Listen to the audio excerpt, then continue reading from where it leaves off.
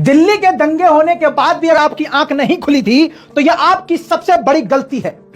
ज्यादा वक्त न लेके सीधी सीधी बात बताने आया हूं, सीधी खबर देने आया हूं, क्योंकि पूरा प्रोपेगेंडा मुसलमानों के खिलाफ फिर से किया जा रहा है। जी हां दोस्तों, अमित शाह जी ने पूर्व तड़ीपार वर्तमान गृह मंत्री जी ने फिर से इंदौर में अब दंगा करवा दिया। क्यों? क्योंकि पूरे दंगाइयों को सपोर्ट सिर्फ एक ही इंसान का है, अमित शाह जी। जी हां, इसका पूरा सबूत आपके सामने तथ्य के साथ पेश करने वाला हूं। इंदौर में पहले सुन लीजिए क्या हुआ। वही गुंडे जिन गुंडों ने दिल्ली में दंगे नहीं मुसलमानों का कत्लेआम किया था, वही आरएसएस के गुंडे, वही ऑर्गेनाइजेशन शुक्रवार को जुमे के दिन शाम को मुस्लिम इलाके के बीच से रैली निकाल रहे थे राम मंदिर के बनने के उपलक्ष्य में। पहली बात ये, कोरोना काल में जब कोई सरकार के खिलाफ आवाज उठाता है सड़क पे खड़ा होके, तो इन बीजेपी के कुत्तों को लगता है कि अरे कोरोना आ गया, कोरोना फैल रहा है, कोरोना को फैला रहे हैं। लेकिन ये खुद या बीजेपी के गुंडे या आरएसएस के आतंकी राम के नाम पे रैली निकालते हैं तो कोरोना नहीं फैलता है। सबसे बड़ा सवाल कि रैली कैसे निकाल सकते थे कोरोना होने के बावजूद। अब इनको क्या कहें जब अमित शाह खुद कोरोना में रैली कर रहे हैं और किसानों को कह रहे हैं कोरोना काल में ये सड़कों पर बैठे हैं। सवाल ये होता है कि आखिर इस टाइम इंदौर में फिर से दंगे कराने की कोशिश क्यों की गई? सिर्फ और सिर्फ किसानों पे से पूरी दुनिया का ध्यान भटकाने के लिए, अपने बाप को सपोर्ट करने के लिए आरएसएस ने और हिंदू संगठनों ने फिर से मिलकर ये साजिश करी और अपने पापा के नेतृत्व में इंदौर में दंगा मचाया। जी हां, अब मैं आपको बताने वाला हूं, सबूत भी दिखाऊंगा, वीडियो को पूरा देखिएगा। गोदी मीडिया का बाप हूं, सबूत जरूर दिखाऊंगा, नहीं डरता मैं किसी से भी। जब तक जिंदा हूं सच बोलता रहूंगा, दिखाता रहूंगा। तड़ीपार से डरेंगे हम, शेर है। सुनो आगे। जय श्री राम के नारे लगाते हुए आतंक मचाने की नियत से गुजर रहे थे। इन्होंने वहां पर जबरदस्ती खड़े होकर नारे लगाने शुरू कर दिए, गाली गलौज शुरू कर दी और उसके बाद इन्हीं भीड़ में से एक घर पर पत्थर चला दिया गया। और पहले से ही पूरे भारत के मुसलमान डरपोक है, सारी दुनिया जानती है, डर डर के मर रहा है मुसलमान। तो सोचिए क्या मुसलमान उठ के लड़ेगा इनसे? नहीं। उनको पता था सरकार इनकी, कानून इनका, न्यायपालिका इनकी, सब कुछ इन्हीं का है, तो लड़ना बोलना बेकार है। मुसलमान खामोश रहे, सब अपने घरों के अंदर रहे, लोग वीडियो बनाते रहे, अपने बच्चों और परिवारों को संभालते रहे। और ये पुलिस के साथ मिलकर, सेम जैसे दिल्ली के दंगों में पुलिस साथ थी, वैसे ही इंदौर में दंगा करते वक्त, तोड़फोड़ मचाते वक्त, दुकानों की तोड़फोड़ करते वक्त, घरों पर पथराव करते वक्त पुलिस पूरी तरह से इन दंगाइयों के साथ थी। नहीं है यकीन? तो अब देखिए इस बाप का सबूत। ये देखिए, ये देखिए भाई साहब, पत्थर मार रहा है।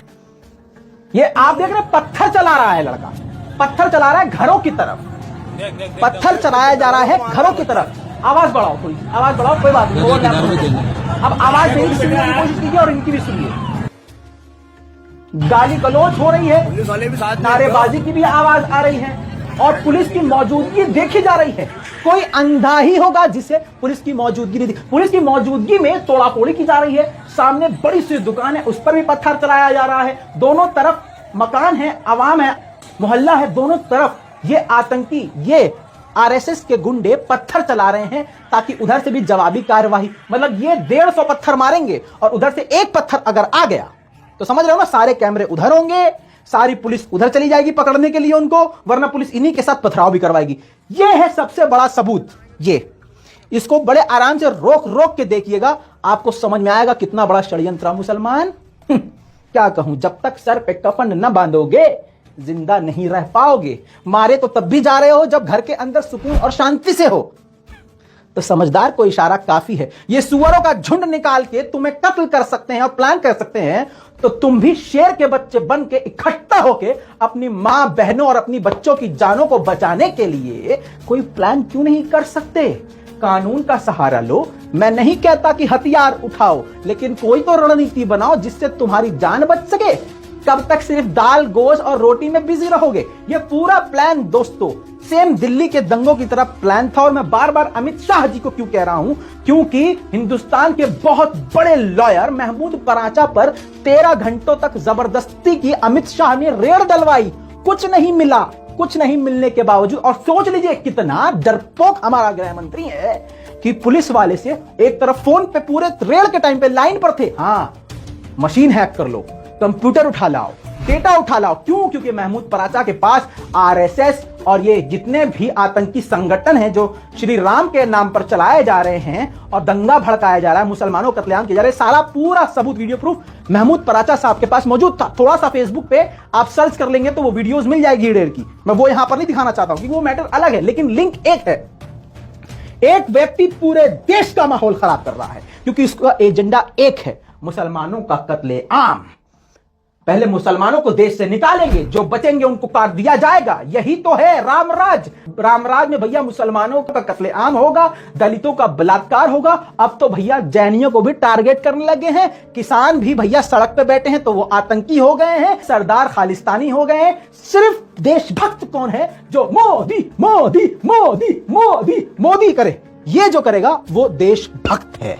दोस्तों अब यहां पर सबसे बड़ा पॉइंट, जैसे ही ये कांड हुआ वैसे ही 2-4 पत्रिका जो चलाने वाले खुद आरएसएस के गुंडे हैं, उन्होंने फौरन जो पहले से उनकी स्क्रिप्ट तैयार थी दंगों की स्क्रिप्ट की तरह, उन्होंने फौरन वो सेम खबरें हर जगह चिपकाना शुरू कर दी। मतलब खुद तोड़फोड़ करी और इल्जाम क्या लगाया कि हम रैली निकाल रहे थे और मुसलमानों ने, घरों की औरतों ने छतों पर से पथराव कर दिया। पहली बात तो सारी दुनिया जानती है मुसलमान में इतना दम नहीं है, और पूरी दुनिया जानती है दिल्ली के दंगों से लेकर गुजरात के दंगों तक कि कौन सुअर का बच्चा है और कौन सुअर की जात और गू खाने वाला है, कौन पेशाब पीने वाला है, किसके दिमाग में नफरत का जहर है और कौन अब गधे की लीद खा के सिर्फ और सिर्फ दंगा सोच रहा है, कौन किसानों को आतंकवादी कह रहा है, कौन किसानों को खालिस्तानी कह रहा है। सारी दुनिया जानती है, इसमें कोई बड़ी बात नहीं है। बहुत जल्द तुम्हारा भी समय आने वाला है। आगे सुन लीजिए, इनका प्रोपेगेंडा शुरू हो चुका है। किसका? गोदी मीडिया का। अब मैं आपको 2 स्क्रीनशॉट स्क्रीन पर दिखा रहा हूं। ये देखिए, दोनों अलग अलग वेबसाइट हैं, ठीक है।